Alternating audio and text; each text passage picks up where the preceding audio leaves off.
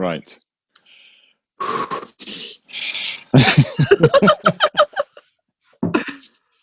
Right, I'm doing it.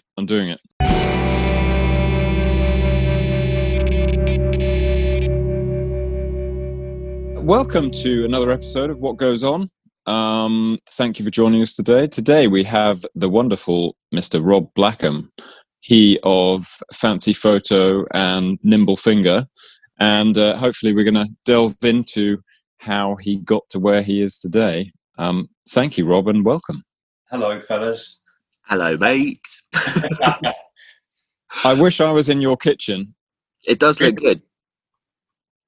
It's not an audio kitchen, though. It's just a regular kitchen. That's okay. This is, well, if this is the audio kitchen, then it's flipping freezing this morning. So, yeah, anyway, whatever. I hear you're making sausages in your kitchen. I was telling Rob, because whilst we were waiting for you, Steve, I was telling Rob about the last time I went over to your workshop and you were curing meats.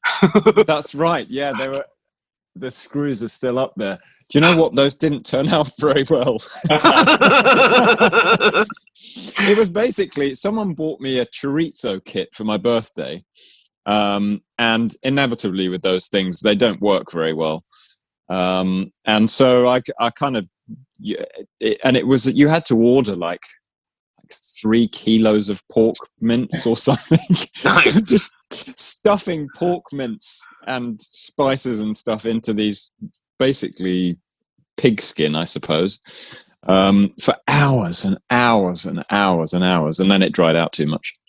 So, oh my God, I ate my way through half of them, and then I just said enough is enough. I'm not going to break my teeth on these. So get a pepperami. Yeah, go and buy it. Oh man! But so I mean, Rob, now people, well, lots of people have seen lots of your photos. They've been around everywhere. I guess the most recent. Well, you've done loads of people recently, but Slash was a big one, real big one, right? Yeah, that was great. I got a phone call from a guy called James, who I know is a fantastic designer and magazine guy, and he phoned me up and said, "How would you feel about shooting Slash?" So now you're right, mate. Let me think about that for a second, But no, it was awesome. It was great, and. It's an interesting one because he's been photographed so many times, So I started doing this overthinking kind of, oh my God, how can I bring something new to it? And did a bit of a freak out for about a month, but yeah, it turned out great. He was a lovely fella. He's just sitting there noodling away on his Les Paul while he got everything ready. And then there was it was a funny moment when he was supposed to, I always storyboard stuff and I'd sketch every shot, and he was supposed to, the agreement was I was going to take the picture with his aviator shades and the famous top hat. Yeah. And I got to the Hyatt in Birmingham, set all my gear up with a guy called Phil, and he turned up and he's wearing his baseball cap round, the wrong way, and a white shirt and different shades, and it just wasn't Slash. It was like off-duty Slash. Yeah. And this shot is going to be really important for me. So I had only I think I had like 20 minutes with him. That was the plan. With the A-listers, you get like 24 shots, and then you got to get it and get out. Anyway, turns up. Where's the hat? So we sent. He's got this kind of personal kind of bodyguard guy. His name was Kimmy. He's like 8 foot tall, kind of Samoan, amazing guy, but you would not fuck with him. So I sent Kimmy off. I said, you got to get the hat. So it was the day before download, and he had like 3 buses full of hats. Well, I don't think so, because it took my 20 minutes. It came down to like 7 minutes. The hat was located, and it was in this massive flight case. Its own flight case. Yeah, it's amazing. The hat, amazing. But yeah, it was incredible. And he put the hat on, and suddenly he was there. It's bizarre. It's just, he's a charismatic dude, and he knows a lot about dinosaurs. That's all I'm saying. He knows, honestly, he knows so much about dinosaurs. It's unbelievable. But yeah, it was good. It was good, and the shots turned out nice, and he liked them. That's good. And I'm well happy. Yeah. Yeah. You go, Steve. It's all good. Yeah, I don't even know where to kind of dig so in. How did you get there then? So when did that all start? Because like you were in bands and stuff. Yeah. And then when did the photography come in? Well, it's kind of, I've got to this point, a very round. It's a really a bizarre route. I mean, I started out, I wanted to be a rock star. And so I went to art college, and I went to the art college that Nick Rhodes from Duran Duran went to, because that's where I thought it was all going to happen. You know, we'd form a band at art college, and, you know, it'd be world domination. At that point, I was kind of into like synths and stuff. Yeah. Anyway, yeah, so went to art college, did photography, got myself my mum bought me this little Pentax P30 SLR camera, really good. I'd be wandering around art college, taking pictures of all the weird stuff that's going on. Loved it. But what happened is I did actually join a band. We weren't Duran Duran. We got a record deal and we did a lot of touring and stuff. But kind of somewhere along the way, I think it was backstage, we were playing with, there's a guy, a really cool dude called Larry Hibbert, and he was in loads of kind of rock bands in the 90s. He now writes and produces for some really big names. Anyway, at that gig, my little Pentax got stolen. Oh no. So that was kind of, because music was my main thing at that point, I didn't take any more photos for years and years and years. And when my band got we didn't get dropped by a record label kind of went bankrupt. We were on the same label as Garbage and Imogen Heap. But yeah, when that kind of folded, I went into recording. And I did a bit of stuff with like Neil Davidge and the Massive Attack Lockdown in Bristol. I got my own place and started producing a few people. I did some work for a band called Reuben. I don't know if you've heard of it. Yeah, I produced their first kind of EP and stuff. And there's a band called the Cooper Temple Claws. Yeah. That was kind of that was one of mine. And but you know, weirdly, kind of at some point, this is really waffly, boring shit. No.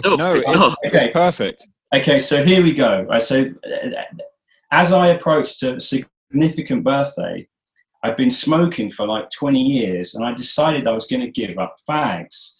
And a mate of mine said, the best way to do it, don't worry about the nicotine gum or any of the other thing, patches, whatever. He said, just get this app. And this app on my phone, basically, it shows you in real time how much money you're saving.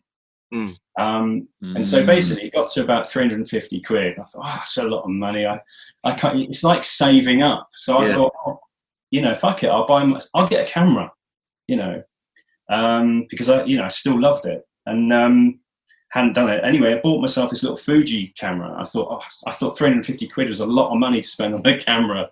And I went out to a festival. It was just a local festival near my house, near Anderton's actually. And I took a bunch of photographs. And about 3 days later, some bloke said, "Can I buy you photographs?"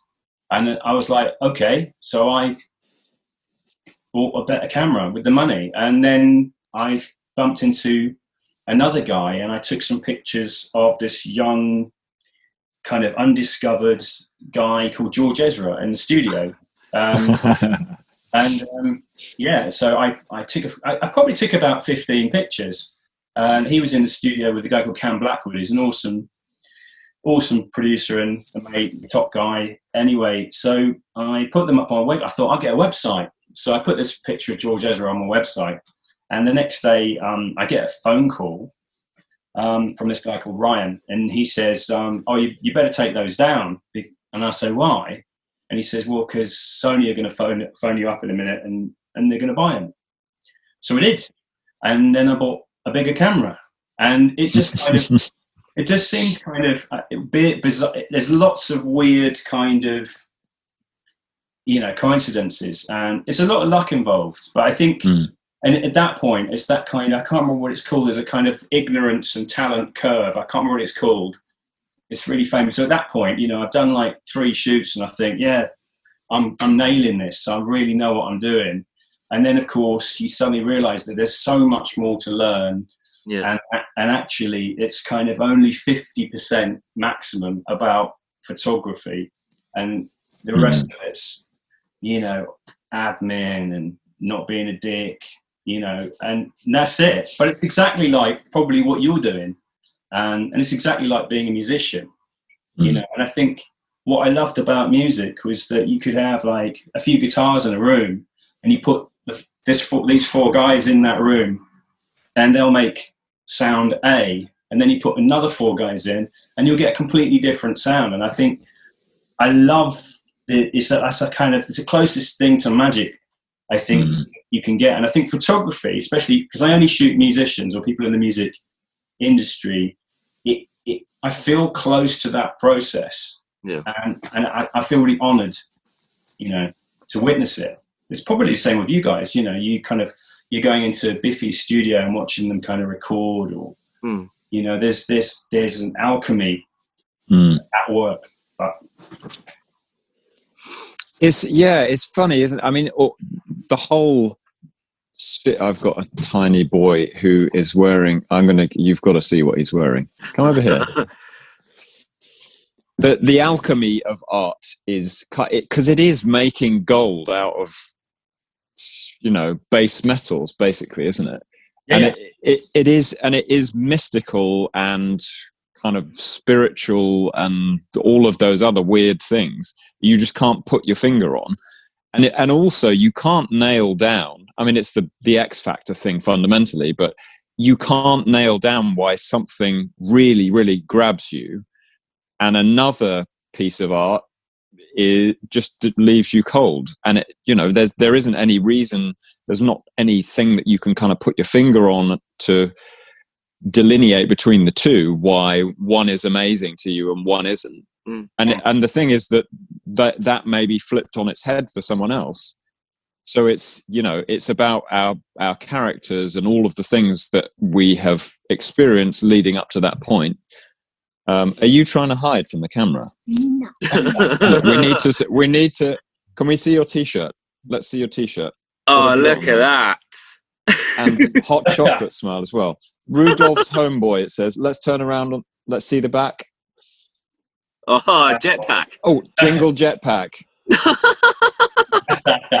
Classic. And Chelsea shorts and yesterday's school socks. That's how we roll. Nice. When you're locked down.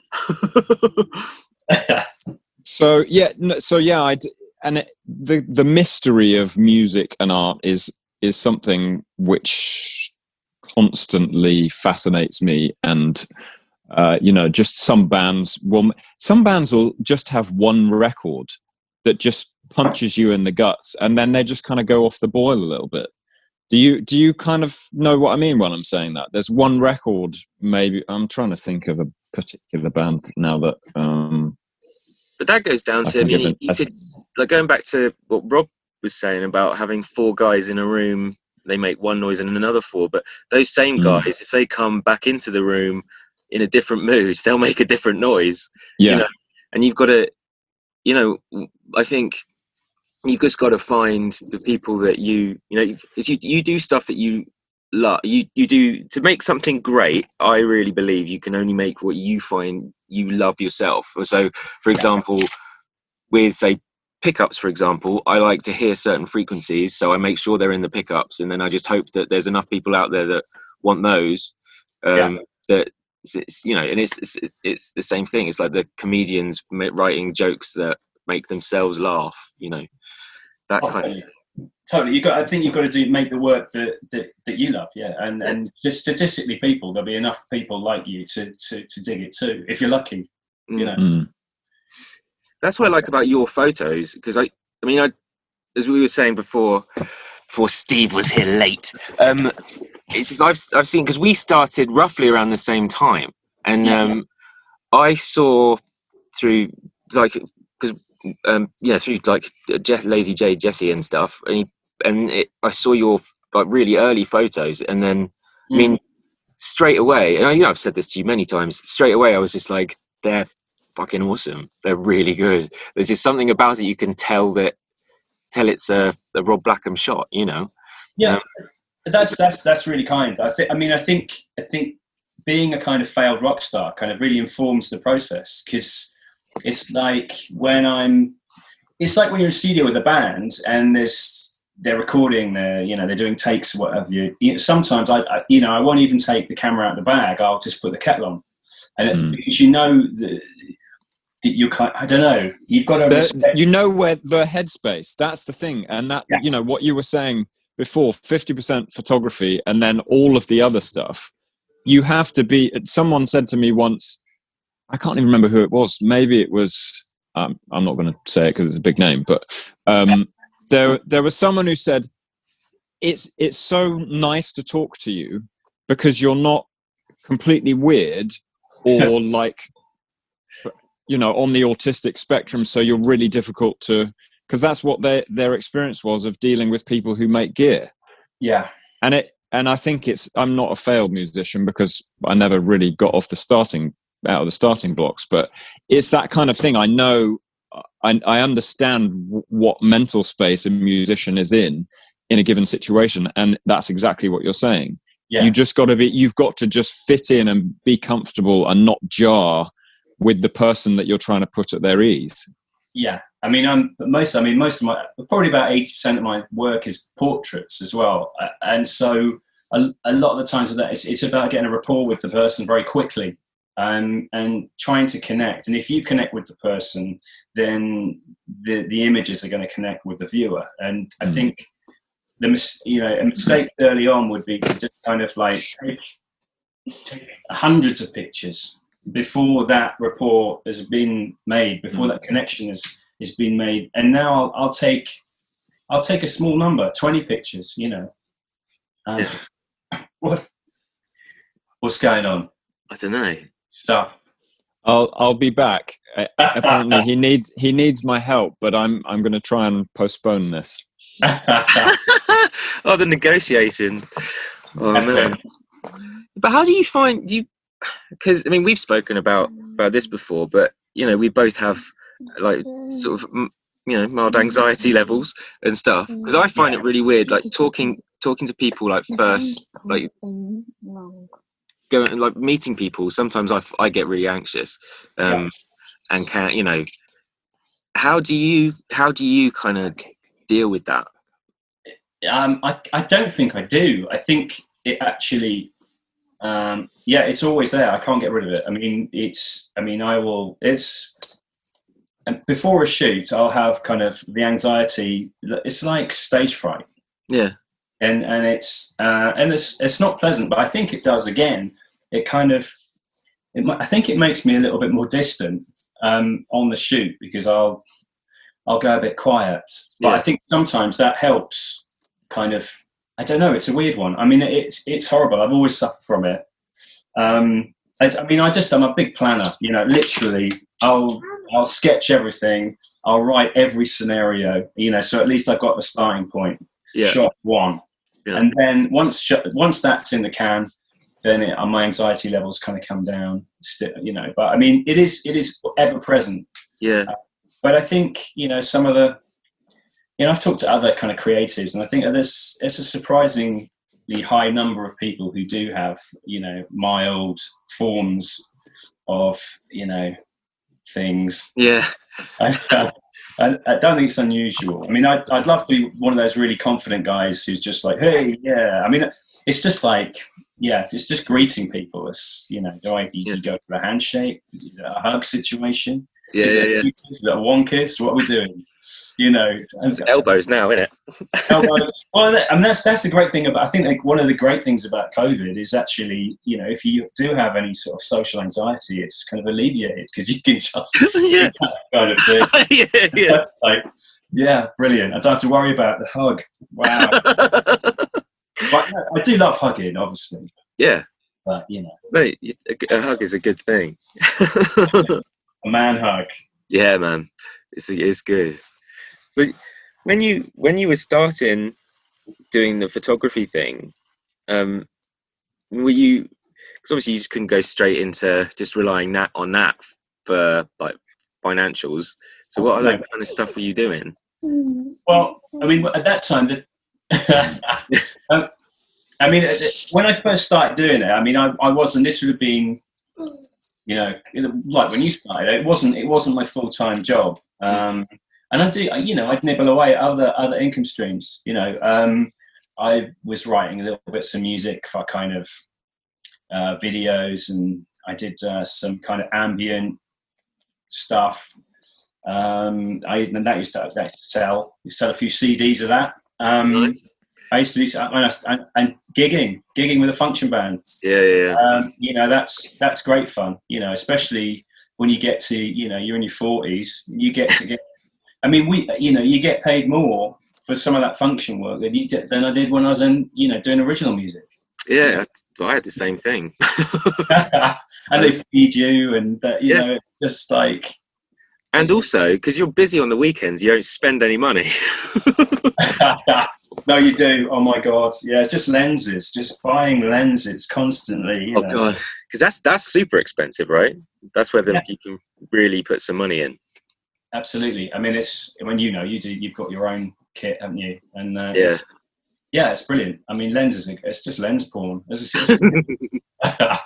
But yeah, it's good stuff. But I've gone from collecting guitars to collecting lenses. So it's the same drug.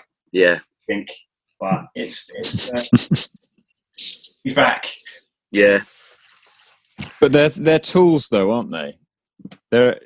And that's the thing. Like when coming round to this time of year, Christmas, people want to buy you presents, and actually, I think I've asked 3 different people for pairs of socks. What do you want for Christmas? I've actually asked for socks because I wear these toe socks for running, right? And they're like 20 quid a pair or something. And I'm like, well, do you know what I want? I want something that I'm going to use every day, that I really appreciate every time I use it.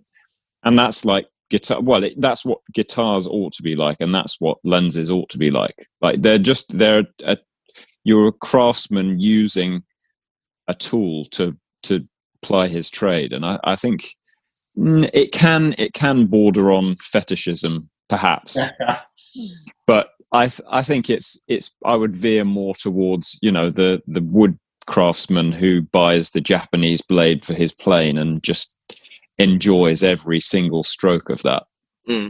Yeah, that's nicely put. Although Japanese plane and finger puppet socks. I just have to go back to that quickly. Are they the ones that you have like individual bits for your toes? Hang on. Here we go. Oh, no. The reveal. I might fall over. Oh my God, that's so weird. You look like that's like a Muppet's foot. Yes, exactly. They're so comfortable, and I have not had a blister from running since I started wearing them. So, wow. Shout out to Injinji. So it's Japanese socks. Do you know what? I think it's probably an American company who just wanted to sound Japanese. Right. But yeah, so yeah, no, they're really good. Can we dig back a little bit, Rob, because obviously there are these 2 strains of art that you were obviously driven to pursue. What did music? I would guess probably the music side of it was awakened before the visual side of it. Would that be right? And what kind of age were you when you started getting into that, or became aware that you were interested in it?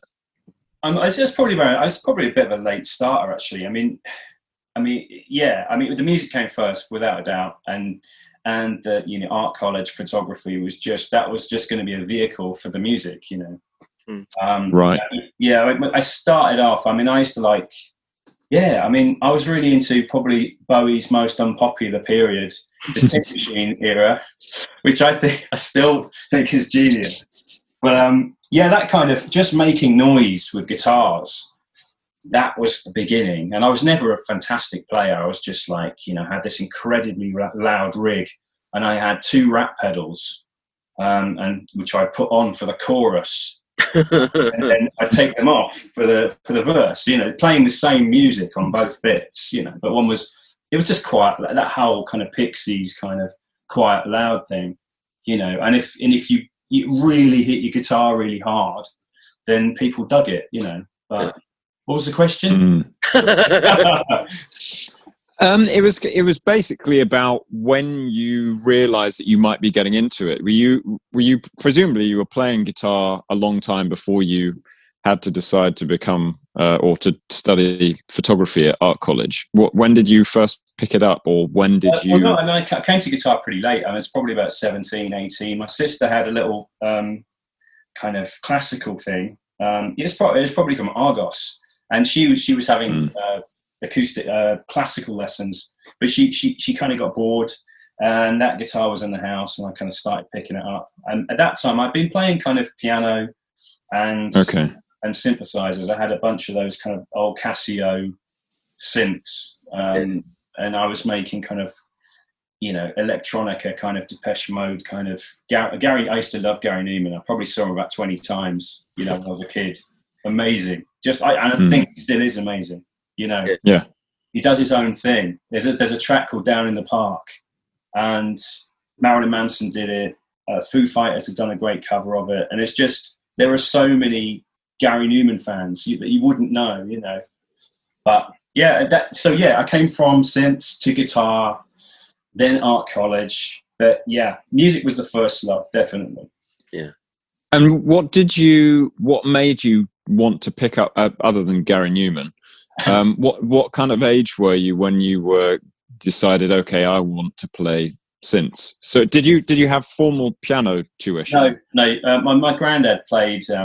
My granddad was a kind of U-Hammer player, kind of pianist, and whenever we went to Nan and Granddad's house, I'd sit there and just kind of like play some Bruce Hornsby or something, and it was just kind of, you play by ear, and you kind of fumble around till a nice sound comes out, and that's kind of like I just fumble around till stuff happens, and that's my career.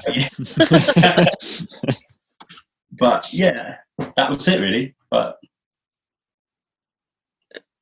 here we are. So what made you want to pick up a guitar then? Because it was difficult to rock out with a keyboard. Basically the first couple of gigs I did on in school bands in Birmingham, there was a guy called Tony Bradley, and he had a Flying V guitar. And, cool. I had my little Casio synth on an ironing board, going through a little kind of PV Bandit amp, and he had a Flying V and ripped jeans, and the girls liked Tony Bradley more than me. So I thought, at the time, if I get a guitar, then I'll be more popular. But actually, looking back on it, I think Tony Bradley was just better looking. But I have to say, possibly the ironing board didn't help. It was my mum's ironing board. It's why do people sturdy? You can keep your drink on the end. It's brilliant. That's true, but that's not what the girls weren't looking for. Practicality, were they? Well, the other factor is it was a boys' school as well, but apparently the boys weren't looking for practicality either.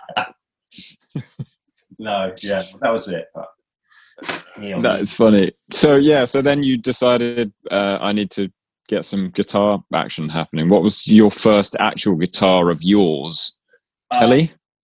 No, actually, it's I popped it. There's an epically famous mythical guitar store in Birmingham called Musical Exchanges. And, there was Big Gaz and Little Gaz who used to work there, and Big Gaz sold me a Hohner Les Paul copy, and it was I thought it was the best thing in the world ever, but it was hideous, absolutely hideous. And in what ways was it hideous? Well, it had one of those actions that was cheese grater. Yeah, it's like those hand kind of exercises like that. Yeah. It was literally like that. But I learned E, A, and D, and it sounded good through my little PV Bandit amp. No pedals, pure tone. That's I'm sorry, but you can't really beat a PV Bandit. No, it's classic, man. But I did drop it down like 3 flights of stairs once, and I was really worried, but I needed to be. Turned it on, it sounded the same. Brilliant. Yeah. Rock solid. Around that time, I was listening to loads of Tin Machine, so I went and got myself one of those little Steinberger, the headless guitars. Yeah. Oh my goodness, big mistake, horrible thing. It's literally a cricket bat, but that's so. Then I quickly went on to Fenders because that's where it's at, man. Yeah, man. But Strats. I mean, I remember around that time, it was kind of unfashionable to play Strats, actual Strats. People were playing all these kind of Ibanez gems and pointy. They can take your eye out guitars. I remember I bought a 78 Strat off a guy in Sutton Coldfield. And he couldn't get rid of it, and so I got that Strat for 180 quid. And wow. And I was all I wanted was one of these Steve Vai guitars. Don't know why, because I was silly. And I was saying, I don't really want it. So he gave me an amp as well, and it was. So I got 180 quid. I got a 78 Strat and this horrible old Silverface Twin, which I would use for the next 15 years, which sounded terrible. And it was really heavy, but it had these little metal legs that you could angle the amp with. Yeah, that's cool. Yeah, and you could really hurt sound engineers with that. It was brilliant. Yeah. So that's my guitar journey. but now it's tellies, obviously, because that is the thing. And I have a Montecaster, in fact. Yeah, you do. The first 3D printed massive wedge in it. Yeah, a 3D printed wedge. My goodness. Have you got it next to? I thought you were reaching for it then for a second. No, just reaching for my sparkling water. No, very posh. Yeah, because it's do you spray it with like tank paint or something? My uncle Jeff sprayed it with tank paint. Yeah, which is as you know, it's not. I don't know. Renowned for its tonal properties. Well, no, actually, you can just look at it and it falls off the guitar. It relics itself, literally. It's self-relicing guitar. Yeah, it is. But it looks cool, though. It looks cool. It looks wicked, man. Yeah, it sounds great. It sounds so cool. Yeah, it does. It sounds like a big old piano, but it's good. And I love a Bigsby. I'm a sucker for a Bigsby, But lovely, swampy, goodness, twangy. Do you play the piano anymore? Speaking of pianos, no, I don't actually. Cut a long story short, I mean, when my granddad died, he left me his piano in his will, but I had nowhere to put it, and that was up north. So that's my parents' house. Yeah, I don't know. I go through stages of kind of being mega inspired. I mean, in lockdown, I decided I was going to learn how to use Logic, the software. So yeah, that's a pretty steep learning curve, and but it was great. So I put a track together with a couple of my mates, lockdown styly. I've got a guy called Kieran Pepper who's used to be the drummer in Prodigy.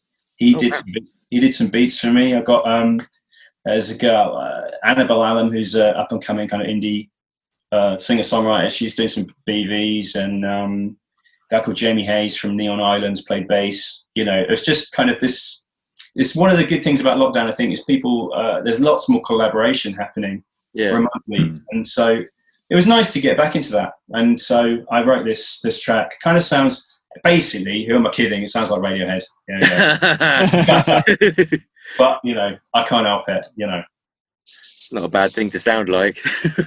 Yeah. That's interesting. It's interesting that you can write such diverse types of music and they still sound like Radiohead, isn't it? There are elements that they have, and it's really annoying because it's like there's a lot of stuff that you just can't do on a song. Even a single part can make a song sound like Radiohead, which is frustrating. Yeah. I suffer from that. Yeah, I can. Yeah. I have those feels. But maybe when Tom York will get ousted and they'll get me in. I'm like, it could happen. Well, before the beard, I used to get, people used to say I looked a bit like him. So maybe. You did, yeah, But, yeah, that's true, especially with the hat. Yeah, absolutely. Speaking of Radiohead, you and I did a monster trip up to Manchester to see them, and you got some great shots. I can't believe how good some of those shots you got were. Just like with it standing on tippy toes and like, go. Yeah, I know, but it was amazing. That road trip was great. We were just talking about pavement the whole way. Maybe. God, I can talk to someone about pavement. It's brilliant. No, but I mean that gig, the stage was so high. It really was. Yeah. And we were down in the technical area, and yeah, I think I was jumping up in the air to try and get some of those. And you get about you get a couple of songs, and then they kick you out. That was it, wasn't it? But it was a great, epic, 5-6 hour drive for like 3 minutes of glory. But but the backstage was good though. I think it was. Yeah. Johnny Marr walked in, and it was like royalty. It was like the crowd, the sea parted, and Johnny Marr walked through. Amazing. And I bumped into Jez from Everything walking in the opposite direction when we were trying to find the gate we were supposed to go in. Yeah. We went to all the gates. We did go to all the gates, and no one seemed to know where we were supposed to go. I can't even remember how we got in the end. Don't know. It's just some weird thing. Well, no, we were there at one of the gates, and then Johnny Marr turned up in a car, didn't he? In his Beamer. Yeah. And everyone looked at Johnny Marr, and I think we just walked in. Yeah. Yeah, that's right. That was fun. And the drive, I don't really even remember the drive home. We stopped at a service station at some, I don't know, weird time in the morning to get Ginsters, and then got back in the car. And I think I just had verbal diarrhea for the next 4 hours, and you patiently nodded and put up with my nonsense. No, I think most of the way we're discussing whether it's Ginsters or Ginsters. Yeah, that probably was a large proportion of the conversation. Yeah. It was a great gig. They're like, literally my favourite band. Yeah. So it's always good, and you kind of like, they're playing all the good stuff, and it's like, it's Ed, it's Tom on the stage, amazing. It's just like, epic. It did, and that was the first time I'd seen them when Ed was using my amp. So it was, a bit kind of 4 seasons in one day for me. Like, I don't know what to feel. This is so weird. I can see my amps up there. And I can hear the noise coming out of them. And this is the band that I've really, really been yearning to get amps to since I started making amps. And there it is. It's happening. So cool, man. So weird. That's what I said. Well, I remember my brother asking me this years and years ago, who would you want to use these? And it was like, right, it's somebody in Radiohead. Anybody, so it was kind of, and that was weird, because when I got the phone call, because you gave Ed my number, didn't you, Steve? Yeah, I did. But you didn't tell me, and then I got this text that literally said it was like Sunday, it's sort of the murder mystery hour. It's sort of like 8 o'clock on a Sunday, and it's just like, hi, this is Ed from Radiohead. I've heard great things about your pickups, blah blah blah. And I was literally, and I thought that it was Steve having taken the piss. So I didn't really believe it. But yeah, I mean, it's when you finally get to do that. I mean, even though it's just a tiny bit of being involved in what comes out, that's really cool. Yeah, it's not necessarily the duration or anything from the outside which seems like a great achievement. It's just that is what I've managed to do with all of the work that's gone before now. This is the point where I've managed to get to, and somebody thinks that what I've done and all the effort that I've put in has been worthwhile. That's Yeah, it keeps you going for a long time, that kind of stuff, doesn't it? Oh, totally. It's like a validation, isn't it? You're doing something right. You know? Yeah. It's like, for me, it's always great having like your photos in magazines, but for me, it's always, if you can get an album cover on vinyl, you know, full bleed, that's a good feeling, you know. And I did last year. I did. It's an absolutely amazing band called Never Not Nothing, formerly Black Futures, and I did their album cover. And you know, you walk into HMV and it's, you know, it's there, and you kind of, I did that. It's like, that's amazing. I mean, I don't know if it's a little bit narcissistic, but it is a validation that you're doing something right. You know?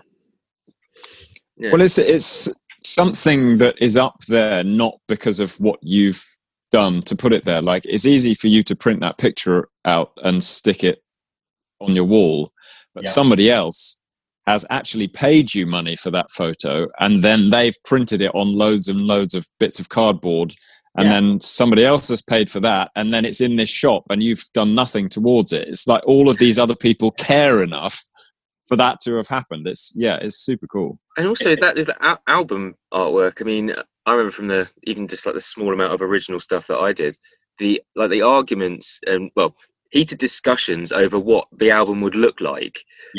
Went on for days. So the fact that you've got you've passed all of those tests is it's cool. Well, but basically what happens is you get a phone call or an email saying, oh, we're considering this, you know, and then you have to, the only way I can deal with it is I forget about it until it actually, until it's actually there and done and printed in the factories, you know, you just can't tell anyone, you know. It's like, I think it's going to be the album cover for the thing, and it's like, and then it turns out it's not. It's like when back in the old band days when, you know, I mean, I remember we were almost signed to Polydor, and you know, we had the contracts, and the MD was like, yeah, it's all great, it's all fantastic. And I remember telling people in the pub that we're signing to Polydor Records. And then, of course, what happened is we did it. I don't know. I can't remember what happened. The MD's son or grandson broke his leg on a skiing holiday, and suddenly he was in a bad mood, and we didn't get signed to Polydor. So all my mates were, you know, just saying, oh, "I thought you said you were signed."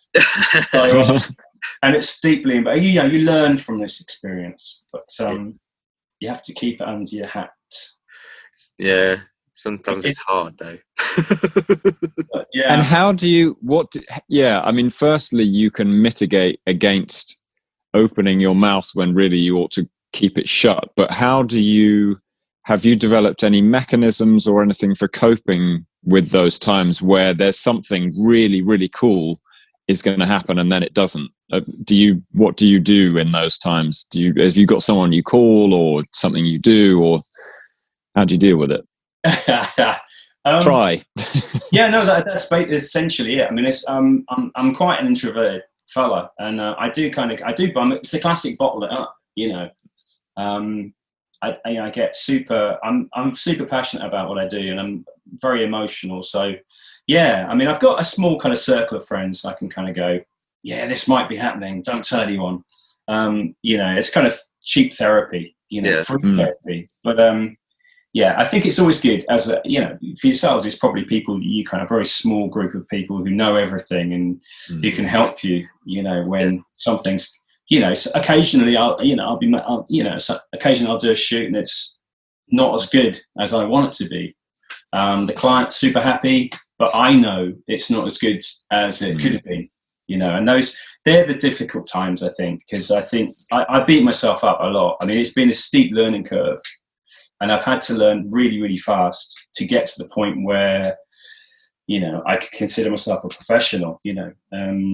But yeah, it's the balancing act between the times when things are super, super great and your record's in the shop, and the times when you're working with an artist who's a little bit more difficult, and you know, it's a bigger challenge. Anyway, that is 100% waffle. There you go.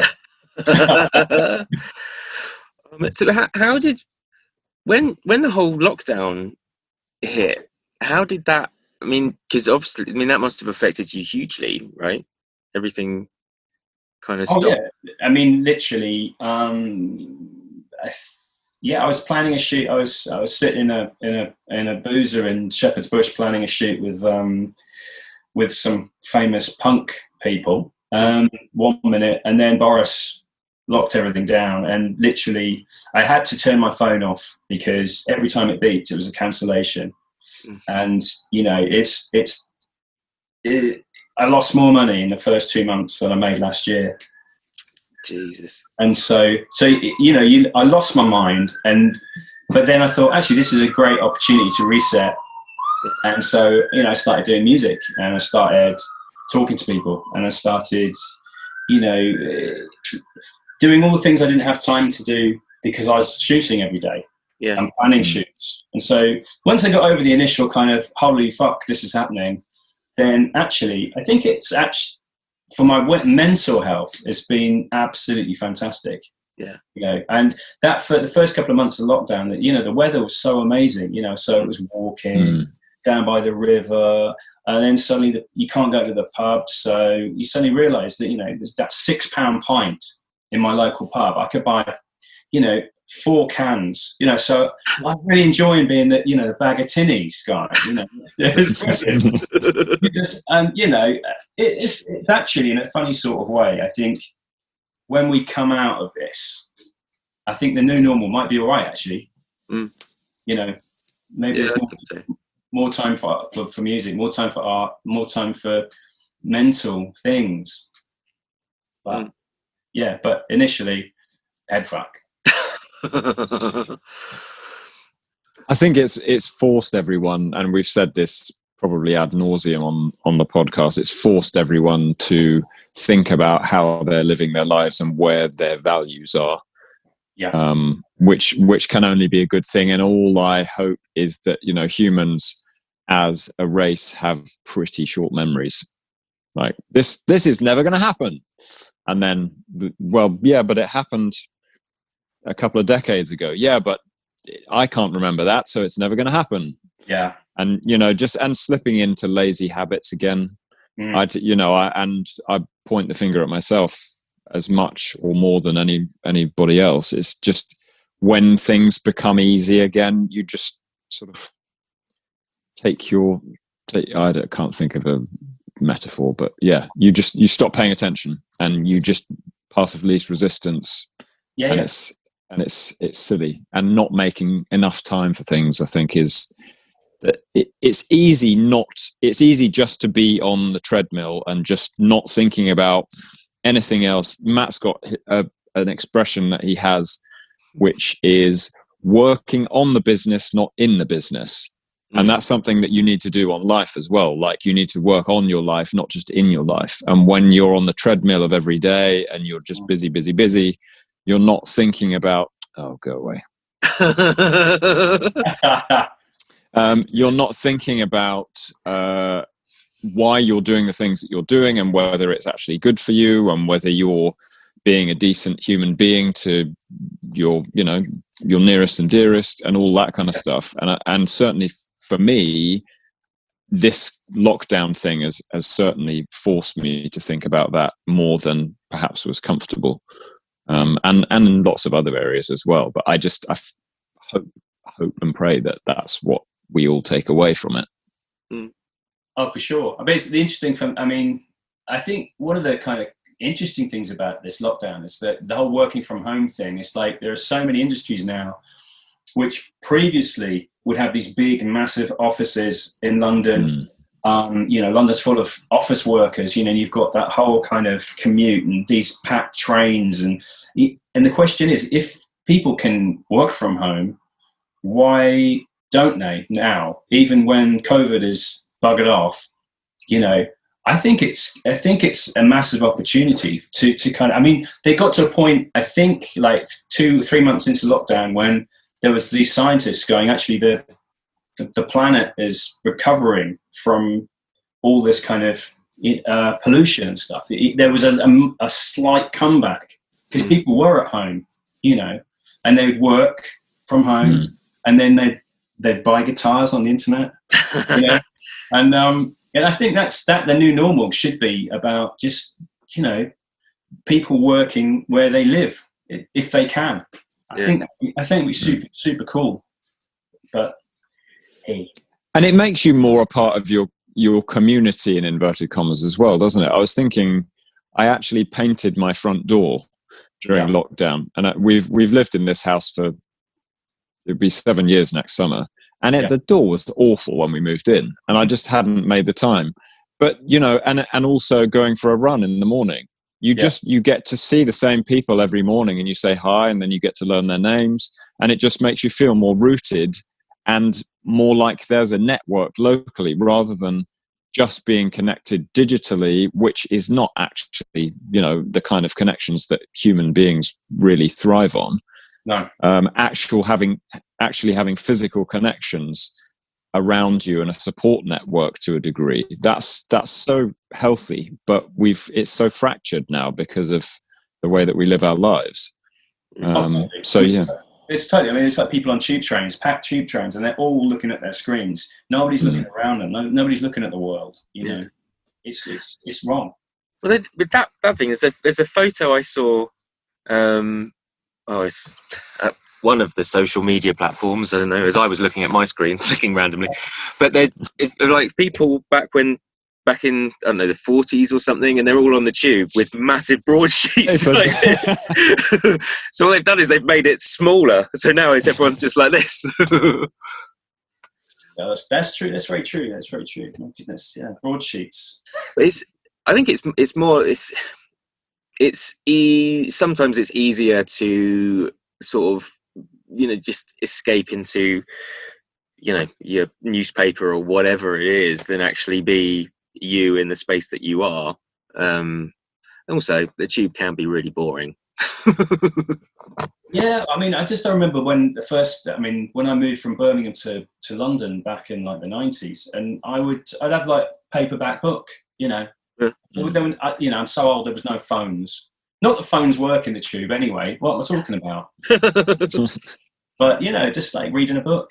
It's the lockdown thing. It's like, I've got loads of records. I've got a record collection. And I suddenly realised that early in lockdown, I never play my records, so why are they here? So I was going through them, and I've got, 50 Hendrix albums of various kind of bootleg and stuff. And it's like going through that, it's just like amazing, Band of Gypsies. Oh my God, some amazing stuff. And just rediscovering the joys of putting a record on and reading a book or going for a walk.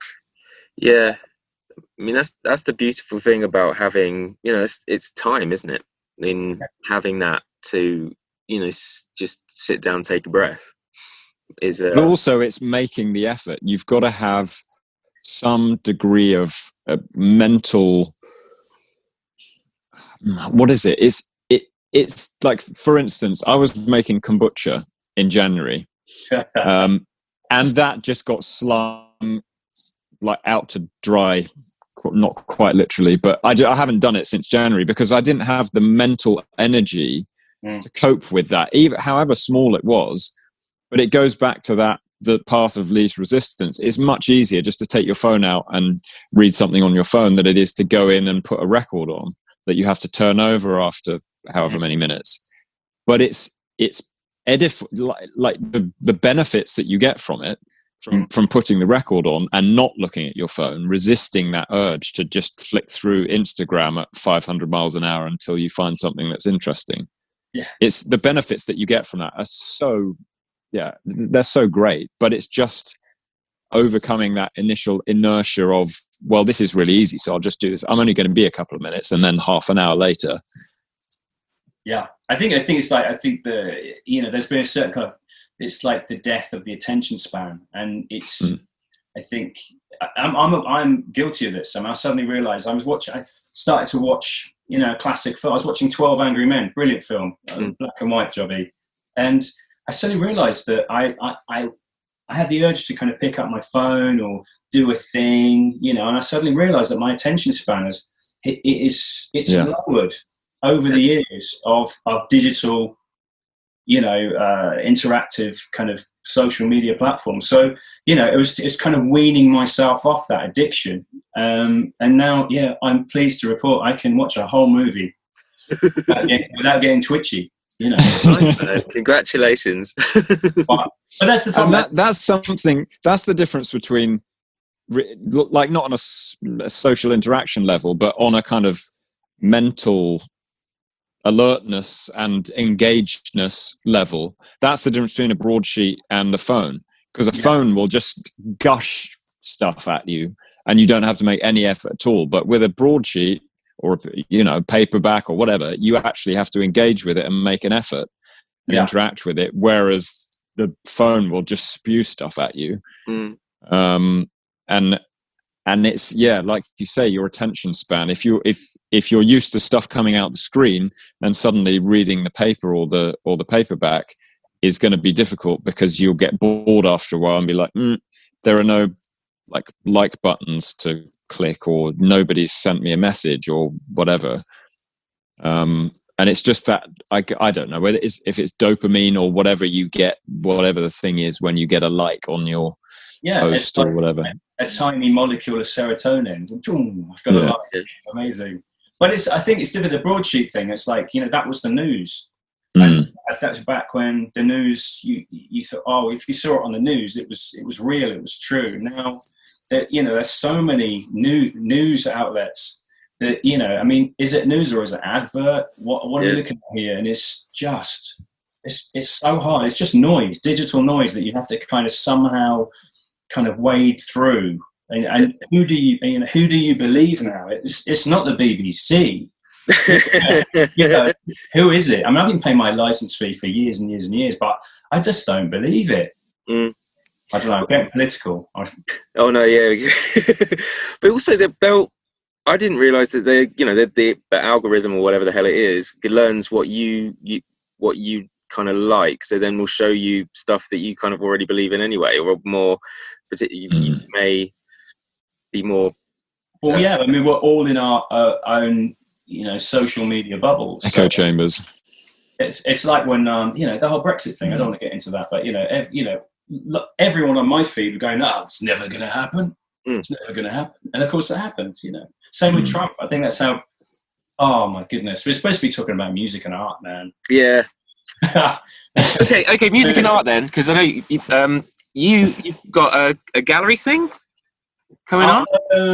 At the moment, yes. During lockdown, I started taking some pictures of independent business owners who were kind of keeping things going locally through lockdown. So, you know, there's people, people who were running, they converted their pubs into kind of takeaway bottle shops.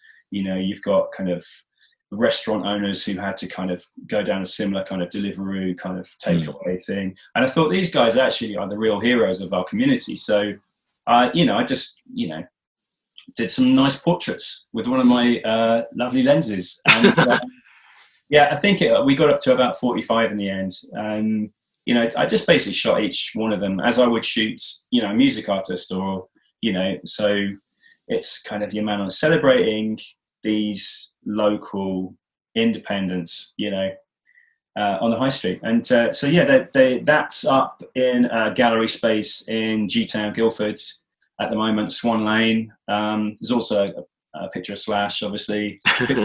My picture of George Ezra, which bought my camera and paid my tax bill one year. Yeah, it's good fun. It's nice to exhibit. Yeah. I'm not an exhibitionist per se, but it is nice to kind of, it's interesting watching people. I mean, I love galleries, and it's nice. I love watching people in galleries. I probably like watching the people in galleries more than the art. It's just, suddenly people are interacting with the pieces, and you hear their little conversations. You know, which pieces they engage in, which pieces they don't engage in. For, you know, it's a bit like what Steve said earlier about, you know, art. Some of it connects, some of it leaves you cold. I think the worst art is the boring stuff. I don't like to be bored. I'd rather hate something than be bored by it. But then that's like music. I don't know. I mean, I like most music, but I'm bored by a lot of it as well. My own, but yeah, you come and see my Radiohead covers band when we start gigging. Defo, I'll be there. I hope you've got a name. What have you got? What? A name? What name have you got? I've got a mate called Jason, and he's got a Cayley band, and he started doing some. I think he was going to do some Radiohead covers using kind of traditional Scottish instrumentation, and he was going to call it Oatcake Computer.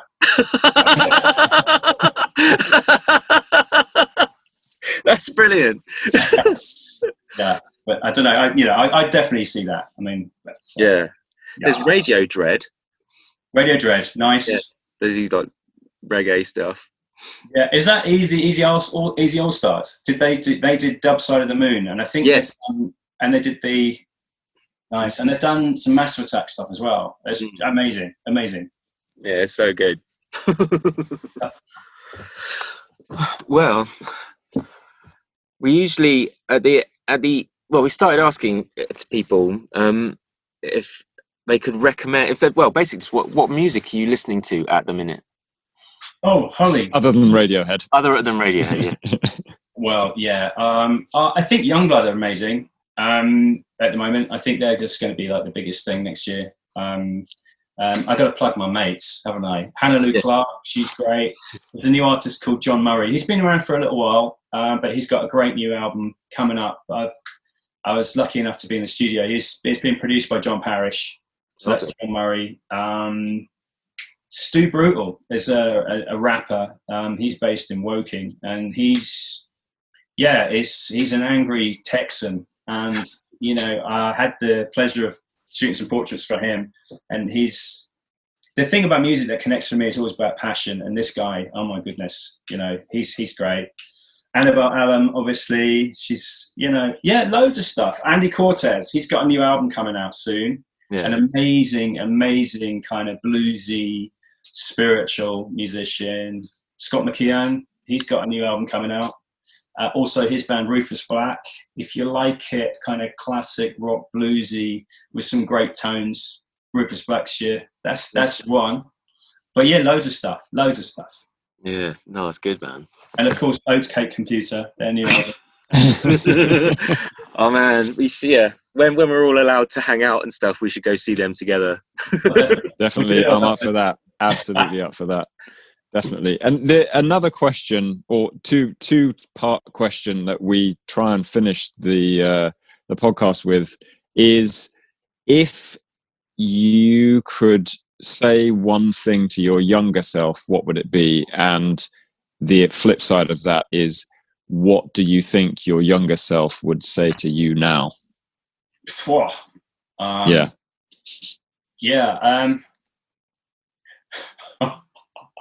The advice is just keep going, keep doing what you're doing. Follow your gut instinct. Your gut is always right, whether it's wrong or not. It's always right for you. And I don't have many regrets, but the regrets I do have arisen from occasions when I have not followed my gut instinct. Most of those have been musical. Going on tours, which I don't think we should have gone on, things like that. But yeah, follow your gut, definitely. And my younger self to my older self, I think my younger self would be amazed I got this old.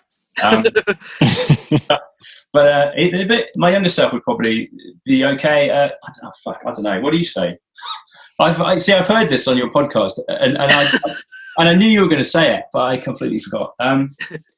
I think a younger self would probably appreciate the state of my beard right now. Yeah, I do. I definitely appreciate it. It's mighty. It's no Steve Crow, but it's getting there. Oh, it's great. I love it. I dig it. Yes, mate. Yeah. Thank God for Just for Men. I'm joking, of course. Of course. I just sit here in envy of both of your beards. I just can grow this like weird Errol Flynn kind of thing. It's good, that. It's Tony Stark.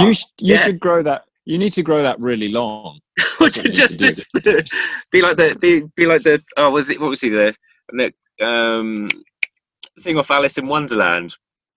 The walrus. He has that like kind of. Ah. Anyway, big long moustache when he talks.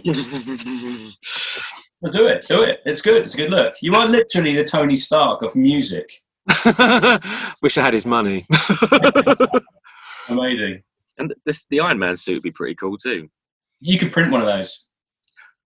Yes. I have the technology. In green and pink. Green and pink, yeah, it would be. Yeah, definitely knowing me. But Mr. Blackham, thank you so much for coming on, and it's been wicked just to hear more about the awesome stuff that you do. Well, thank you. I'm sorry if I waffled a bit, but no, not at all. Been a real pleasure.